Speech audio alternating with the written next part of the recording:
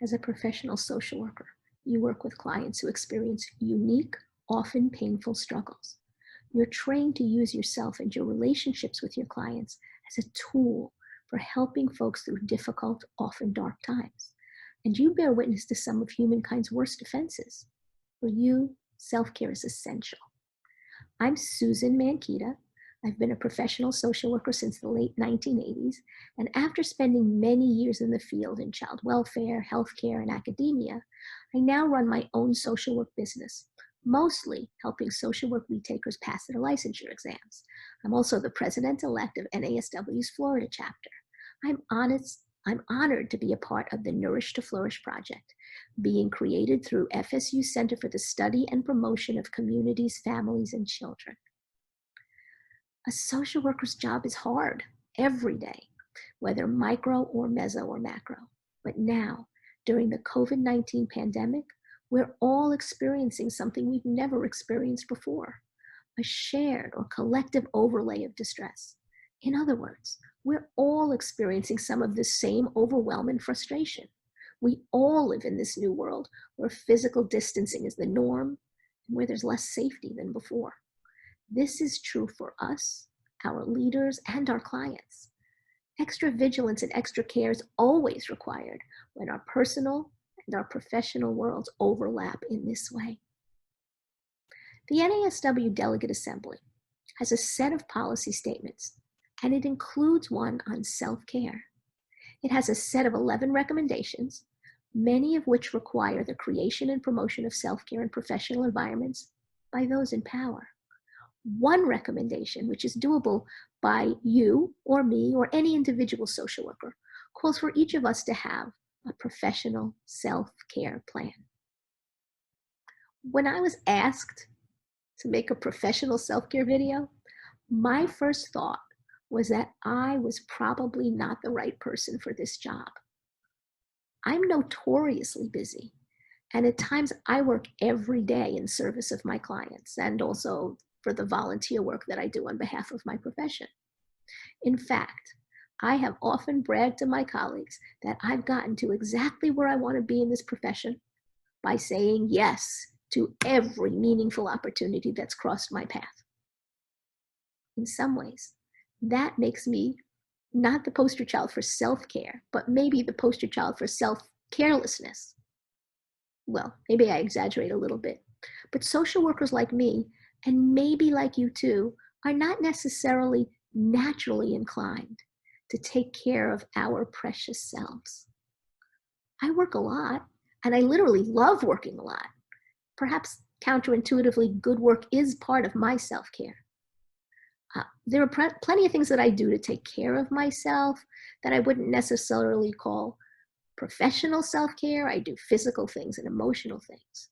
But there are also some professionally related things that sustain me and offer me comfort and hope, even in scary, unimaginable, and overwhelming times, like right now.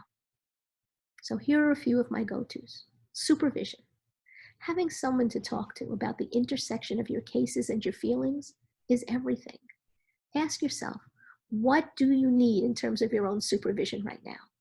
I've always found it helpful to work with people that are willing to help me look at my professional process with my clients and at myself. Now, it's possible that you're not getting everything that you need from your supervisor in these times of great stress. Maybe there's an outside person you can go to, a professional mentor. You may have one already or someone you haven't identified, but having somebody to debrief with following particularly stressful events is absolutely invaluable. Next, belonging is my self-care. Connecting with colleagues.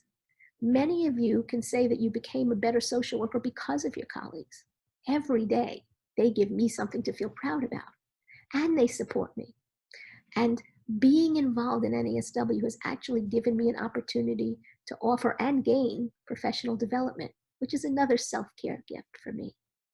It's also given me a crew, a group of social workers that understand me and provide me with comfort.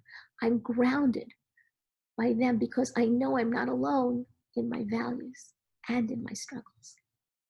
Last week, I was lucky enough to have a long Zoom chat with Linda Grobman from the New Social Worker magazine. She introduced me in that chat to Dr. Erlene Grice Owens, who's a social work self-care guru.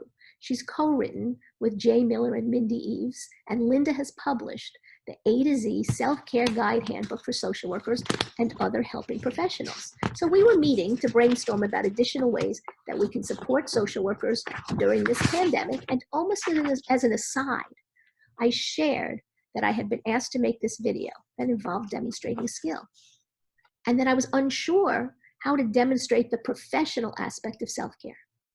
She reminded me about how self-care was written into our NASW Social Work Speaks policy statements. I think I have a picture right here. And I realized that a self-care plan was not only demonstratable, that it was a tool that I probably already had in my tool chest, as many of you do as well. So let's talk about that. Well, you know what? Before we talk about that, this is the self-care handbook. I strongly recommend it.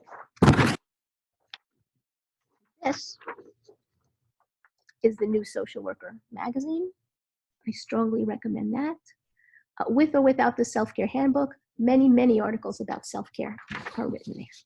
So now I'm going to do my demonstration. In the planning phase of the social work process, after an assessment, social workers help their clients identify their most pressing concerns and then help them figure out how to target them for change. Once you and your client agree, a goal is created. It's usually a broad statement that will need to be broken down into smaller steps called objectives. Well, I'm my own client right now, and since the problems I've identified is that I struggle to take my professional hat off at the end of my workday, I already told you that, I'm going to need to state it in the positive. So let's just say that my overarching goal is to improve my professional self-care through the achievement of boundaries between my professional life and my personal life while I'm working at home.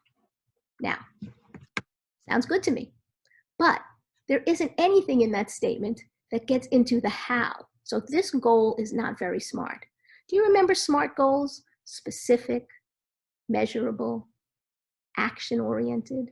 Some people for the A might say achievable, realistic, and time-limited. Some people just call them SMART goals, but I usually like to keep that goal broad and make my objectives specific. So in order to accomplish mine, I probably need to write a few objectives that specifically spell out how I'm going to make that happen.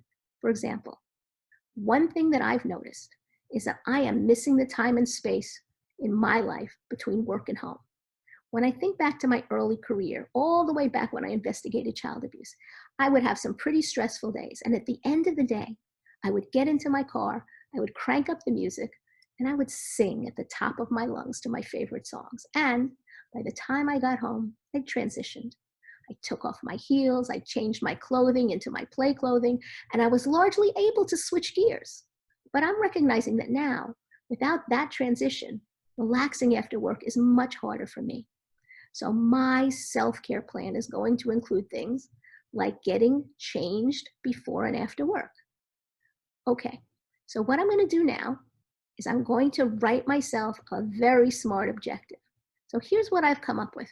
Starting Monday and daily thereafter, I will get up at least 1 hour prior to the start of my workday, dress for work, and select one personal self-care activity. And maybe that would be listening to music or reading the paper or taking a walk prior to starting my client work. Or how about this one?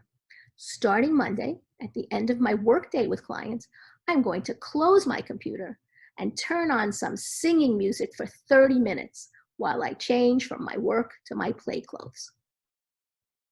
I hope you find this example useful and that you can find something that you too can do to help. I encourage you to set boundaries however this seems doable for you. And that could be as simple as setting an alarm, blocking off a time in the day where you can get up and eat something, walking around, going to the proverbial water cooler, whatever it is that you need to put some space between your work self and your personal self. Today, my wish for you is that you embrace good professional self-care self love, and self compassion, including forgiving yourself for being imperfect at self care, like I am. If you can use the same energy and empathetic concern toward yourself as you have with your clients, you can do this and you deserve it. Thank you for your time. Stay sane and stay safe.